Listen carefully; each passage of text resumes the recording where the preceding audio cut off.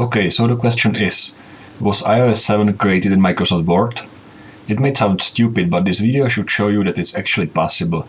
If you like it, don't forget to check the whole series in the real-time speed so you can learn something new. So, let's get started. We'll start with some screenshots from the internet which we will paste into the Word and continue with this base shape for all the icons, which would be this rounded rectangle, and it may be a good idea to make it in the size that it fits the grid properly so we can save some time later. Creating a calendar icon is as easy as adding two text boxes, but because we don't have a thin font like it is used for the 11 number, we have to use a simple trick and add an outline to this label so it visually looks thinner. For the messages icon, we have to set the right color gradient for the background shape. That is from the lighter green to a darker green color. We don't have a color picker, but there are some tricks how to set the right colors. The bubble is just a symbol from the font CUIUI symbols, so there is not much work here. The weather icon is made only from three objects. The background uses our base shape, the sun is just a circle with the yellow gradient fill, and for the cloud we use a symbol from the font CUIUI symbol. We set the fill to a little bit transparent one, so the sun is a little bit visible also below the cloud. For the FaceTime icon, we will reuse the same background shape as was used for the messages icon, and again insert a new symbol from the font CUIUI symbols. The camera is almost the same, we just have to get rid of those two circles on the top by drawing a freeform shape with the same gradient fill as is used for the background.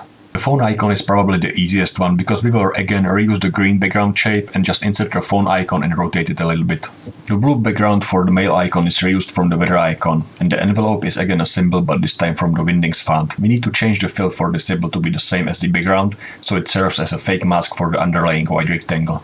The reminders icon uses a little trick where the circles have the double white outline applied to them, so the fill color also changes the outline color and creates this offsetted white outline effect. The rest are just well-positioned lines. The clock icon is actually pretty easy, but it takes some time to duplicate the text box 12 times and position every number precisely. There is a cool little trick. When you drag an object with the Ctrl key pressed, you create a copy. It is much faster than using a Ctrl C and Ctrl V shortcuts. The middle part is made from lights and circles, and the hardest part here is to position everything properly.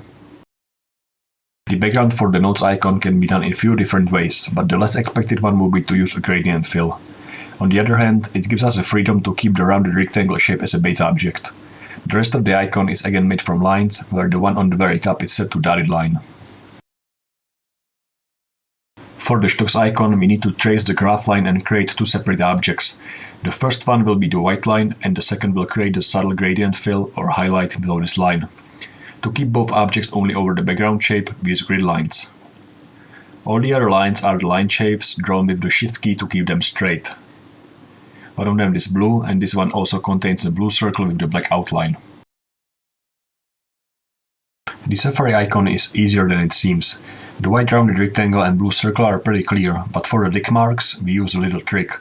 With the text box we insert a different sized lines and apply a word art transform effect to follow the circle path. That way we can easily control the size and the amount of the tick marks. The middle part is made from two triangles. The music icon also uses the word art distort function, but this time for the note symbol. It is because the standard fonts do not contain a note which is skewed this way, so we have to distort it a little. It saves us time because we don't need to draw this symbol from scratch. We will reuse the same note symbol also for the iTunes Store icon. We just need to adjust the background gradient fill to match the colors perfectly. And then make the note a little bit smaller and add a circle with no fill and white outline. The camera icon again uses a symbol from the font CUIUI symbols filled with the dark gray to black gradient fill. It also has the inner shadow effect on the top and the outline in the same color as the fill to make the circle in the middle thinner. A freeform shape is again used to create gaps on the top and bottom by having the same gradient fill as the background shape. The yellow LED icon is just another circle. The photos icon is made from multiple rounded rectangle objects filled with the gradient fill from the more transparent color in the middle to the less transparent color towards the edges. That way we can see multiple semi-transparent objects in the center of the icon. To make the middle part even darker, we copy all the objects out one more time and adjust all the gradients to be darker in the middle. The background for the passbook icon is again using the gradient fill to fake 3 stripes of colors. The maximum number of gradient stubs in Microsoft Word is 10, but we are only using 5 here. For the bottom divider, we will not use a dotted line, but a text box with the circle symbols instead.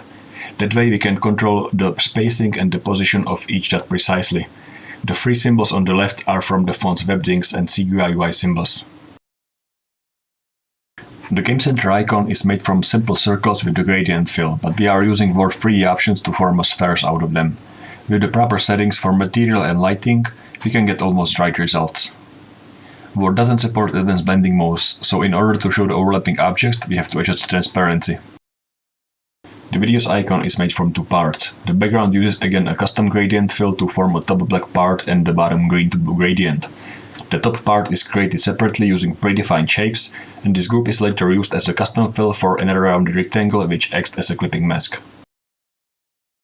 The maps icon takes a little more time to create because it uses a lot of different shapes.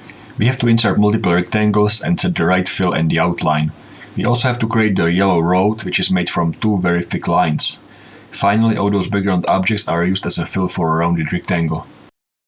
For the badge, a symbol from the Webdings font is used. It's a little bit different, so we have to set the font scaling to make it a little bit wider and fill it with the custom gradient fill to form those three stripes of colors.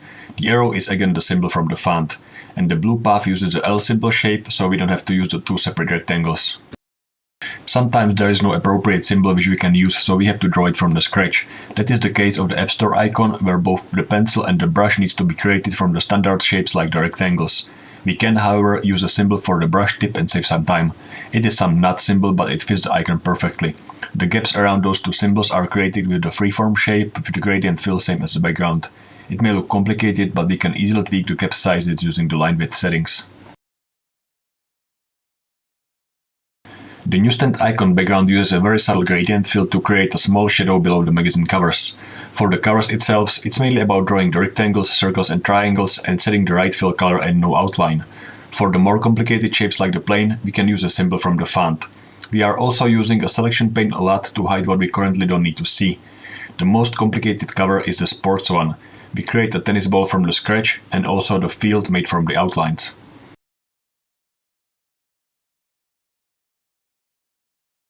The settings icon uses the same trick that we have used for the Safari icon. We create a new text box, insert the triangle symbol multiple times and use a word art transform function to follow the circle path. It's a little bit more complicated because we are using a gradient fill. We are also using an outline to make those triangles less spiky.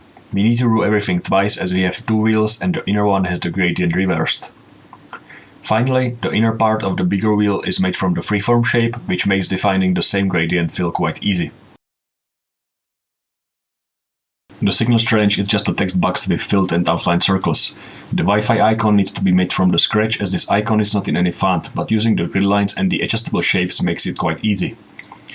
We also need to draw a Bluetooth icon. Again, with the help of the grid lines, we can imagine that the icon is placed inside the hexagonal shape which will serve as a helper object. The berry icon is just a symbol from the font. The page separator is very similar to the signal strange, but instead of using the outlined circles, we are adjusting the transparency here. The notification icon is as easy as adding the pink colored circle. There is not much what can be said over the labels except for one thing. Dragging the object with the Ctrl key pressed creates the copy, and if you drag it also with the Shift key, you are moving the object in the straight line. For the background, the rectangle with orange to grey gradient fill is used. Then we add a white circle and blur it using the soft edges effect. If we duplicate it multiple times and set the different size, transparency and blurriness, we create this floating dust particles effect. The bottom part is a white semi-transparent rectangle. The iPhone 5 is made from simple objects like the rounded rectangles and circles, and use transparent fill so we can adjust the sizes and positions properly. It's also a good idea to create a separate object for the highlight, which is made from the rounded rectangle and edit it using the edit points function. This shape has the semi-transparent white to transparent white gradient fill. The camera and the speaker shares the same fill and the outline, which is later on the bottom to form a highlight. The home button also uses the gradient fill to form a strong highlight and the gradient outline so we can have a smaller highlight on the top and bigger on the bottom. Then we group everything together and duplicate it on the next page. As a 3D base for our phone, we rotate the rounded rectangle into 3D space, add some depth from the bevels and adjust the material and lighting settings. Then we rotate our group in the same way to fit the front side of our phone. We also added a drop shadow using the freeform shape with the black to grey gradient fill, which is blurred using the soft edges functions. Then we change the background and that's it. If you like this video and want to learn something new, don't forget to check my new free ebook 7 Best Text Effects in Microsoft Word, which you can read online for free on iShoe. So read the book, learn something new and have fun. Thank you.